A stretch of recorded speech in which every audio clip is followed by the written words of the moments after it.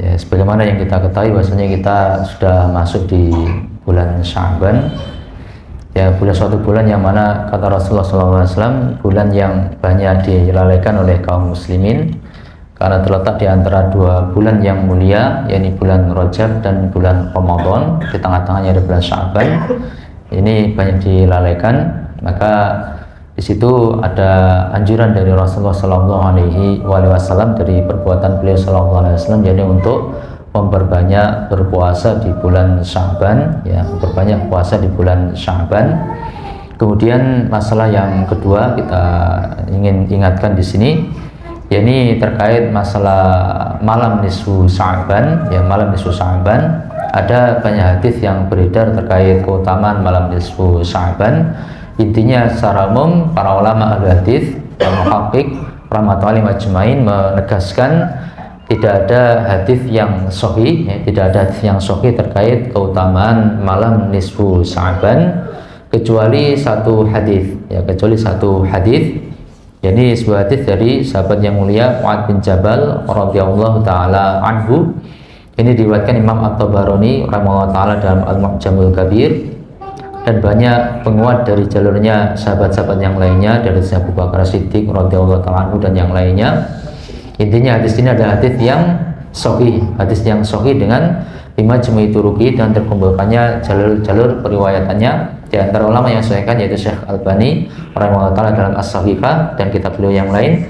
Kemudian juga murid beliau Syekh ini Abu Ubaidah Masyhur Hasan Al-Salman hafizahullah ta'ala dan juga beberapa ulama yang lain mensahihkan hadis ini.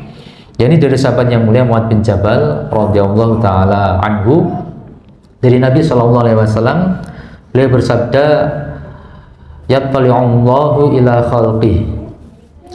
Bahwasanya Allah Subhanahu wa taala itu mengamati para hambanya, mengamati seluruh hamba-hambanya lailatan nisfi min Sya'bana, pada malam nisfu Sya'ban. Ketika malam 15 Sya'ban, itu Allah SWT secara khusus mengamati para hambanya semuanya, mengamati para hambanya semuanya.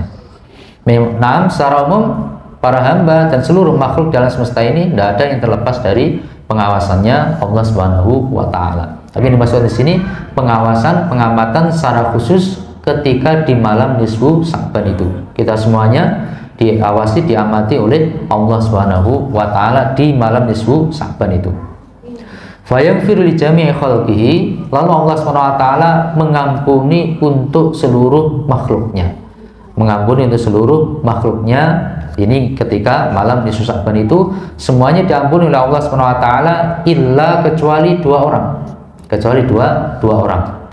Yang pertama musyrikun, seorang yang musyrik, ya, seorang pelaku kesyirikan, ya, seorang yang gemar melakukan hal-hal kesyirikan, jadi mensekutukan Allah Subhanahu wa taala, memalingkan beribadah kepada selain Allah Subhanahu wa taala. Ini tidak diampuni oleh Allah Subhanahu wa taala. Dan termasuk golongan hamba-hambanya Allah Subhanahu wa taala yang mendapatkan pengampunan ketika malam nisfu Sya'ban. Ini golongan yang pertama yang tidak diampuni oleh Allah Subhanahu wa taala. Kemudian yang kedua, golongan yang kedua musyahin. Musyahin ini banyak keterangan di antara para ulama rahmatullahi alaihim ajmain. Termasuk di dalamnya, termasuk dalam kategori musyahin, yakni seorang yang ada kedengkian, kejengkelan, kemarahan, permusuhan dengan sesama saudaranya, sesama muslim. Ini juga tidak diampuni oleh Allah Subhanahu wa taala. Masih ada perseteruan, ya, pertikaian, ya, padahal sesama kaum muslimin. Maka yang seperti ini ketika malam nisfu Sya'ban masuk pengecualian, tidak diampuni oleh Allah Subhanahu wa taala atau tidak mendapatkan pengampunan dari Allah Subhanahu wa taala. Itu salah satu penafsiran para ulama rahmatullahi ajmain. Nah, maka di sini ini perlu untuk kita perhatikan. Kalau masalah kesyirikan, ya insya Allah kita sudah berupaya sungguh-sungguh untuk menjauhi berbagai macam kesyirikan itu. Kalau syirik yang akbar, insya Allah perkara yang jelas. Cuma mungkin permasalahan kita syirik yang asghar, syirik kecil yang sangat lembut, itu perlu bagi kita untuk memperhatikan kondisi hati kita dan amalan kita untuk kita bersihkan dari perkara-perkara syirik kecil tersebut.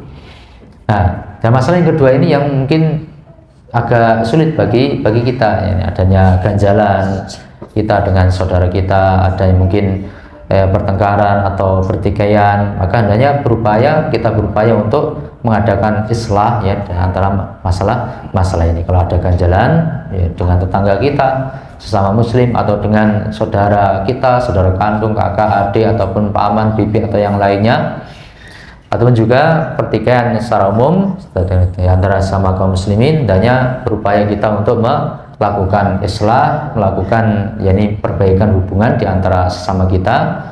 Harapannya ketika malam nisfu Sya'ban yang dalam bagi kita, mudah-mudahan kita sampai di situ, harapannya kita ada kesempatan untuk mendapatkan pengampunan dari Allah Subhanahu wa taala.